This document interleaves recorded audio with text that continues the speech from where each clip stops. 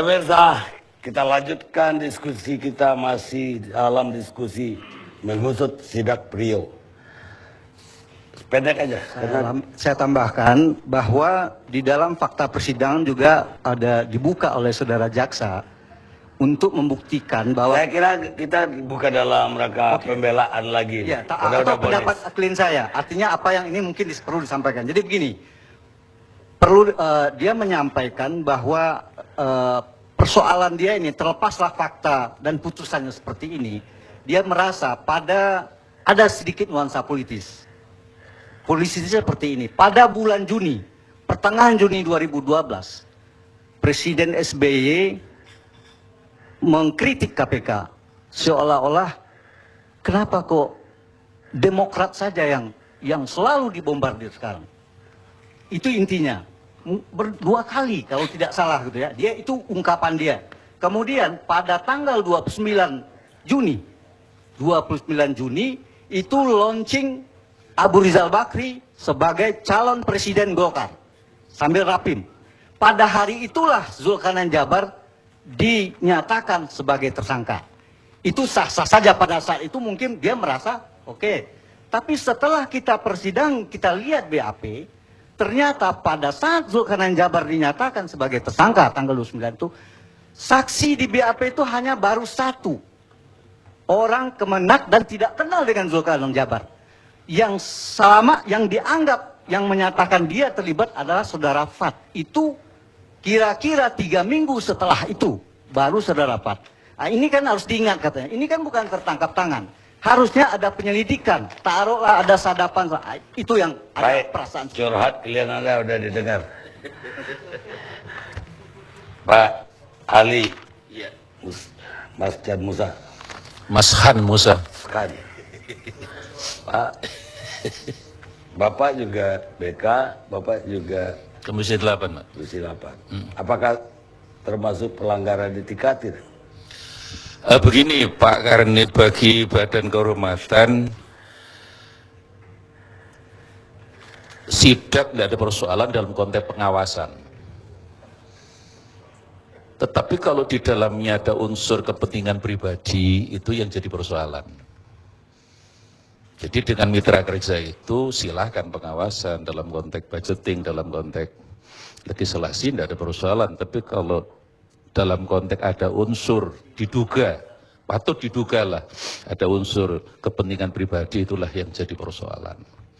Jadi untuk menentukan apakah Mas Priyo datang ke Sukamiskin dalam konteks pribadi, kepentingan pribadi atau tidak, itu yang saya kira memang memerlukan verifikasi. Makanya kami beberapa sudah ngomong, sebenarnya Mas Priyo kalau mau datang ke Badan Kehormatan besok malah lebih bagus, lebih jelas lah semua jadi persoalan jelas. Dulu memang pernah seperti Mas Nasir datang kita panggil juga. Ya kita ingin klarifikasi aja itu. Jadi persoalannya kuncinya di situ aja. Jadi ada kepentingan pribadi enggak? Kalau di situ ada unsur kepentingan pribadi, itulah yang bisa dicoba data yang lebih rinci, lebih detail. Apakah tapi ada tetap pada konteks azas praduga tak bersalah. Apa ada rencana dari BK memanggil? Belum. Biasanya hari Kamis kita rapat Badan Kehormatan, tapi besok hari Kamis kan hari libur. Maka otomatis tidak ada rapat. Betul itu enggak? Ya. Apakah Bapak waktu pembicaraan soal anggaran untuk Al-Quran, Bapak udah di Komisi 8? Iya, kalau soal anggaran Pak Karni, Menteri Agama setiap tahun kan selalu mengajukan anggaran untuk pengadaan Al-Quran. Biasanya banyak minyak 100 M, tapi kita kadang-kadang setuju gelondongannya 50 atau separuhnya aja lah. Kemudian lebih rinci satuan tiganya memang tidak dibahas di komisi, itu biasanya teman-teman di Banggar. Maka dengan demikian orang macam saya yang anggota biasa itu tidak tahu apa-apa biasanya. Dan saya juga sering mengkritik mengapa setelah dibahas di Banggar, teman Banggar dan pimpinan komisi itu tidak pernah dipelitukan lagi. Sehingga kami tidak tahu apa-apa. Sehingga anggaran sekian itu kepada siapa, berapa jumlahnya itu seringkali kita tidak tahu. Sebagai anggota gitu. Jadi prosesnya memang sudah benar bahwa tiap tahun ada pengadaan Al-Quran, Menteri Agama misalnya. Ada nggak kecurigaan dibanggar, dipermainkan?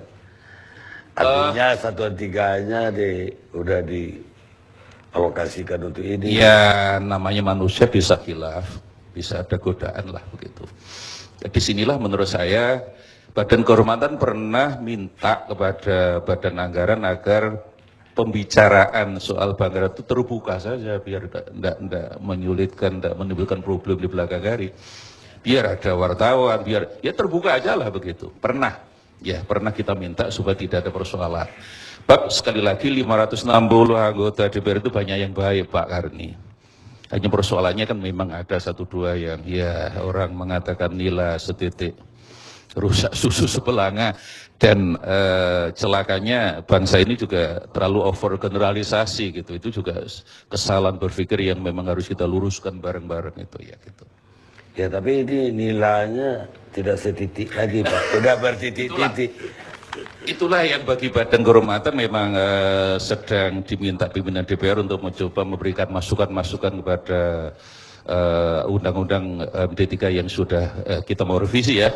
Kita sudah mengajukan agar tidak 6 kali berturut-turut ya, supaya nanti 4 kali berturut-turut dalam satu masa sidang. Itu sudah termasuk mendesain ulang bahwa tidak semua harus diparipurnakan. Ya, untuk ambil keputusan aja paripurna itu. Itu satu hal yang juga harus dipikirkan ulang. Termasuk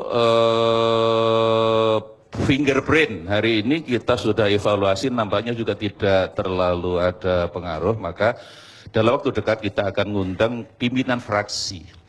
Jadi anggota DPR itu sebenarnya dalam tanda petik tidak takut pada pimpinan DPR, nggak takut pada Badan Kehormatan maupun komisi, sebenarnya dalam tanda petik lebih takut pada fraksi sebagai perpanjangan partainya. Maka dengan demikian kita akan mengundang fraksi-fraksi dalam waktu dekat untuk lebih mengefektifkan ya masa kerja yang tinggal sedikit, masa-masa politik yang memang ada gejala sudah mulai malas-malas ini ya. Ya udah gak mencapai target, semakin malas kan nilainya itu tidak setitik, udah seember Pak. Pak Ridwan. Saya rasa seorang ketua organisasi besuk anggota organisasinya itu apa permasalahannya?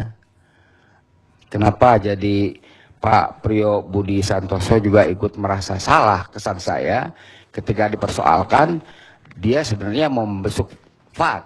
FAT itu kan anggota atau ketua pemuda MKGR, Gema MKGR. Pak Priyo itu adalah ketua organisasi induk MKGR. Itu apa anehnya kunjungan itu biasa.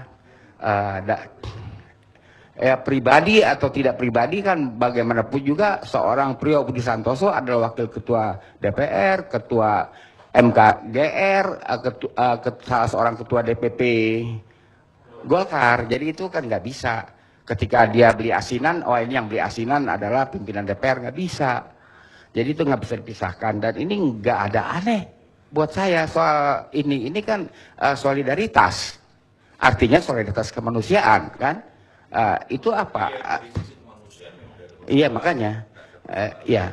Jadi itu satu itu dan Pak Priyo pun nggak usah merasa bersalah sehingga harus membawa-bawa Pak Karno dalam besuknya ke Sukamiskin. Karena kalau mau membesuk mengenang penderitaan Pak Karno yang 2 hari lagi adalah 112 tahun, bukan ke Sukamiskin, ke Bancai di Bandung. Di Bancai itulah Pak Karno mengalami penderitaan, Sukamiskin menjelang dilepas. Karena di Bancai itulah beliau harus bekerja keras sebagai memegang mesin cetak tangan, di mana tangannya itu penuh dengan oli kalau mesin cetak macet, dan dia tidak boleh mencuci tangannya. Itu keluhan Bung Karno kepada Husni Tamrin, sehingga beliau dipindahkanlah ke Sukamiskin. Jadi mestinya diulang lagi ke Bandungnya Pak Priyo. Jadi nggak apa-apa, karena ini kan penting kalau mau mengenang Pak Karno. Ya, kalau mengenang Pak Karno ya harus ke sana.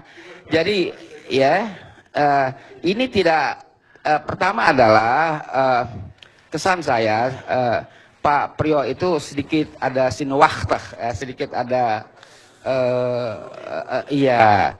dengan masalah yang beliau hadapi sekarang kan sebenarnya bukti hukum belum ada, ya kan? Apa itu baru pengakuan, kemudian pengakuan FAT itu dicabut lagi, kan itu kan nggak ada masalah. Hadapi saja dengan tenang. Anda adalah seorang pemimpin, tidak usah goyang begitu. Jadi makin Anda kelihatan goyang, apalagi menyalahkan teman-teman segolkar kan. Jadi itu yang saya jadi bingung, bagaimana teman-teman segolkar menjerumuskan anda ke Sukamiskin. Jadi menjerumuskannya di mana? Rekan-rekan separtai Anda ini ke Sukamiskin kah?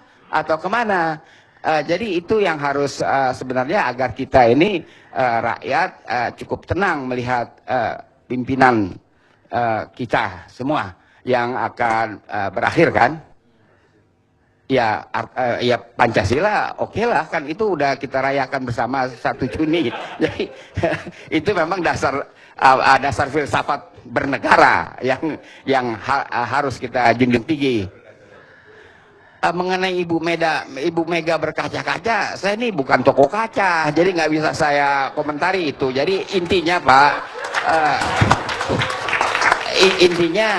Pak Priyo dengan tenang hadapi, saya kira nggak ada apa-apalah. Jadi makin Anda kelihatan goyang, makin orang menyoal. Karena itu kan kebenaran Fat, Dendi, Zulkarnain kan keluarga besar MKGR. Dan dalam hal ini kelihatannya Fat ini playmaker. Nah, bagaimana seorang playmaker itu bisa bermain sehingga Anda harus betul-betul lebih tenang, Pak Priyo Budi Santoso. Terima kasih. Begitulah nasihat Pak Ridwan Saidi buat Pak Priyo Budi Santoso. Kita rehat sejenak.